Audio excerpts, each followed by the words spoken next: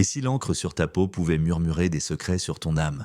Une révélation puissante de Carl Jung a complètement bouleversé ma perception des tatouages. Et peut-être qu'elle fera la même chose pour toi. Accroche-toi, car nous allons plonger dans le langage caché des tatouages, un voyage qui ne parle pas d'art, mais des histoires non dites gravées en profondeur. Jung disait, ce que nous refusons en nous-mêmes persiste et finit par diriger notre vie d'une manière que nous ne voyons même pas. Les tatouages, souvent perçus comme des marques d'individualité audacieuse, pourraient être bien plus que cela. Des messages codés venus de l'inconscient, portés comme des insignes sur la peau. Ce n'est pas une question de mode, de rébellion ou d'esthétique. C'est une question de vérité psychique brute et indomptée. Observe attentivement les histoires de ceux dont la peau est couverte d'encre, vibrants, confiants, sans excuses. Et tu remarqueras un fil rouge qui traverse leur parcours, la douleur. Beaucoup ne font pas qu'exposer leur créativité, ils tracent les contours de blessures qu'ils ne reconnaissent même pas consciemment. Cette réalisation ne m'est pas tombée dessus d'un coup. Elle est venue par des questions que je n'arrivais pas à chasser.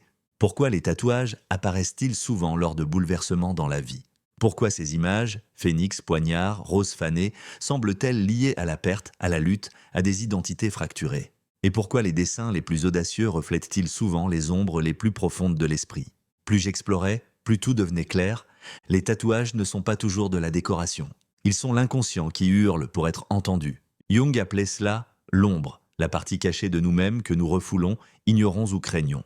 Mais l'ombre ne reste jamais silencieuse. Elle trouve une voix, souvent sous forme de symbole, et qu'est-ce qu'un tatouage, sinon un symbole permanent, inscrit dans la chair, pense-y, les gens se tatouent le dos, une toile qu'ils ne peuvent même pas voir. Pourquoi marquer un endroit qu'on ne peut pas contempler? Peut-être que ce n'est pas pour eux. Peut-être est-ce un signal lancé au monde, ou un appel silencieux pour retrouver quelque chose de perdu, un fragment de contrôle dans une vie autrefois chaotique. Jung nous avertissait, nous confondons souvent la construction d'une identité avec une véritable guérison. Et c'est là le piège. Certains ne se font pas tatouer parce que leurs blessures sont guéries. Mais parce qu'elles font encore mal, l'encre devient un bouclier. Un moyen de dire « regarde ma force » tout en murmurant « ne regarde pas trop profondément ». Nous vivons dans une époque non pas d'expression pure, mais de transformation de la douleur en esthétique, où les cicatrices non soignées sont déguisées en puissance, et où les pleurs silencieux de l'âme sont projetés vers l'extérieur au lieu d'être entendus de l'intérieur. Les symboles choisis ne sont jamais anodins. Des dragons, des ancres, des miroirs brisés, des loups solitaires, des formes primales, archétypales. Jung croyait que l'inconscient s'exprime à travers des mythes et des métaphores. Quand quelqu'un grave une étoile déclinante sur son bras, je ne vois pas seulement de l'encre.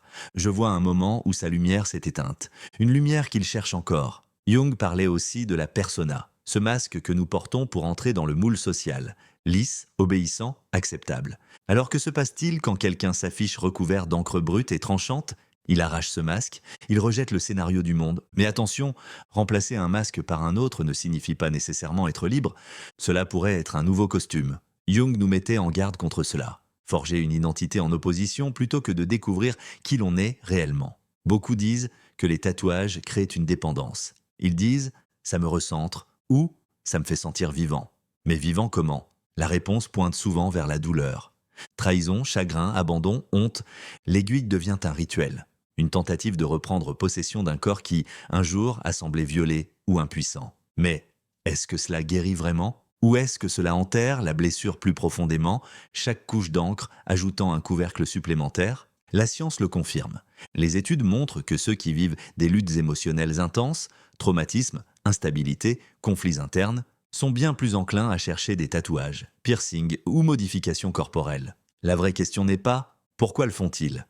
mais « quel vide cherchent-ils à combler avec l'encre ?» Attention, je ne dis pas que les tatouages sont mauvais. Ils peuvent être magnifiques, puissants, des témoignages de résilience, des célébrations de chemins surmontés. Mais la frontière entre célébrer sa croissance et cacher sa douleur est fragile, et beaucoup ne remarquent pas quand ils la franchissent. L'inconscient est rusé, il murmure, à travers les rêves, les impulsions, les symboles, ignore-le, et il hurlera. Il y a une couche rarement évoquée, et elle pourrait changer à jamais ta vision des tatouages. Demande à quelqu'un avec une manche d'encre, pourquoi ce dessin? Il ou elle marquera une pause, donnera une réponse 000, peut-être je trouve ça stylé, ou ça représente la liberté. Mais écoute bien, et tu sentiras l'hésitation, l'histoire non racontée. Le tatouage ne dit pas seulement ce qu'il montre, il dit aussi ce qu'il cache. Jung croyait que nous comprenons rarement nos vraies motivations. Ce qui semble être un choix est souvent une compulsion déguisée. Pour ceux qui ont traversé le chaos émotionnel, perte, rejet, bouleversement. Les tatouages deviennent plus que de l'art, ils deviennent un mode de survie. Mais il existe un processus plus profond que Jung appelait l'individuation, la quête d'une vie pour devenir un tout. La plupart ne commencent jamais cette quête, trop pris dans les masques et les réactions, confondant la rébellion avec la vérité. Les tatouages peuvent nourrir cette illusion, des raccourcis pour une identité. Mais l'individuation ne consiste pas à ajouter des symboles, elle consiste à les affronter. Ce n'est pas dire « je suis un survivant », mais demander « qu'est-ce qui m'a brisé ?» Sans cette question, l'encre devient un déguisement, magnifique mais lourd. Les symboles ont un poids, et quand tu les graves sur ta peau sans guérir ce qui les a inspirés, ils ne t'élèvent pas. Ils te retiennent. Certains utilisent les tatouages pour dire ce qu'ils ne peuvent exprimer. La douleur non dite devient un emblème visible. Mais plus l'encre s'ajoute, plus le silence qui se cache dessous devient fort. Un paradoxe que Jung connaissait bien. Plus le message est audacieux, plus il faut se demander ce qu'il cache. Ce n'est pas un jugement sur les tatouages, ni sur ceux qui les portent. C'est une tentative de comprendre pourquoi tant de gens se tournent vers l'encre au tournant de leur vie. Divorce, perte, trahison, renaissance. Les pics dans les décisions de se faire tatouer sont émotionnels, souvent impulsifs. Jung dirait « c'est l'inconscient qui tient la barre ». Si tu ne t'arrêtes pas pour demander « qu'est-ce qui me pousse à faire ça ?», tu risques de jouer un rôle dans ta propre vie au lieu de l'écrire toi-même. Il y a une beauté troublante dans cette phrase que l'on entend souvent. « Mes tatouages, c'est mon journal ». Une carte, une galerie de vie, mais ce qu'on ne dit pas, c'est que ces journaux sont souvent écrits en pleine tempête. Et quand l'orage passe, l'encre reste, un instantané de qui tu étais, pas nécessairement de qui tu deviens.